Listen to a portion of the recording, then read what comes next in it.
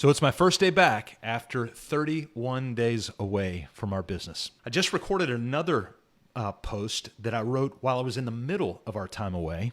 And so you can hear about what that sounds like while I was actually in the midst of it.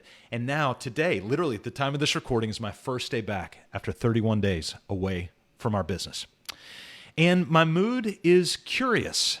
So as you go about this, I want you to be curious as well. Make sure to go to mybusinessonpurpose.com/roadmap to get your curiosity cured and see how we help you be liberated from the chaos of working in your business. Now, today, at the time of this recording, is July 31st. On June 30th, I sat in the Houston airport with Ashley, awaiting a flight to Paris and then Rome, and promptly deleted my email and Slack apps from my phone. For the next 30 days plus, I would not be available to the BOP team for any business-related items. Of course, we might send some personal pictures and updates, but no business communication whatsoever. While away, the BOP team had a straightforward mission: grow the business by one client. Now, I got to tell you, at the time of this recording, I don't know what the outcome's been yet. And so we've got conversations set up throughout the day and throughout the week to come back in. Now, after founding Business on Purpose, BOP, over 8 years ago in 2015, it was time to take an extended time away from the day-to-day of the business.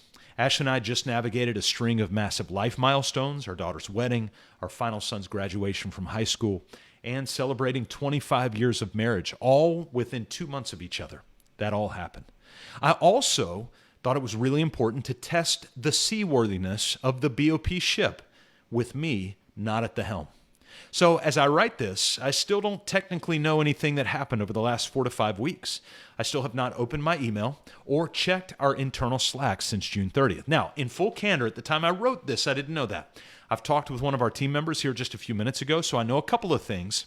And now I'm recording this, I still have not opened Slack or my email. I'm sharing how I plan on re-entering in such a way that does not overwhelm the team nor myself here on day one of my return.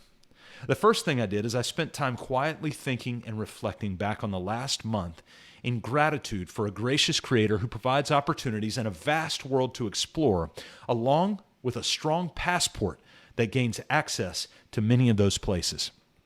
That gratitude continued as I think about the team that has led BOP in my planned absence, and the clients I serve who were kind and flexible to adjust coaching schedules and plans, and also fed me a ton of feedback text messages as I shot them pictures and videos through our time together.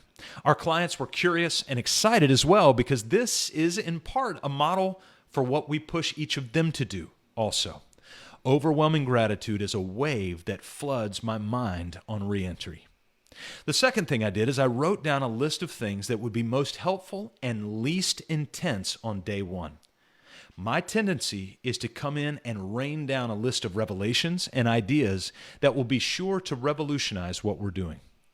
Throughout our time away, I continued to quietly repeat a pilgrim's credo that I read that was attributed to Father Murray Bodo. He said this: I am not in control.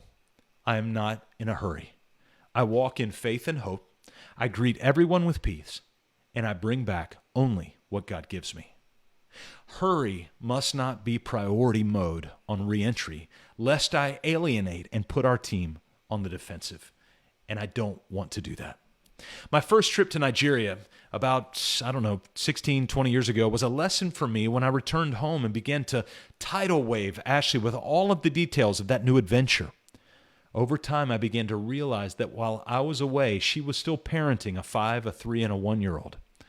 And right at that moment, what she needed was a husband and a dad at home, until the home calmed down, at which time she would be ready to really listen and embrace the adventure that I had seen.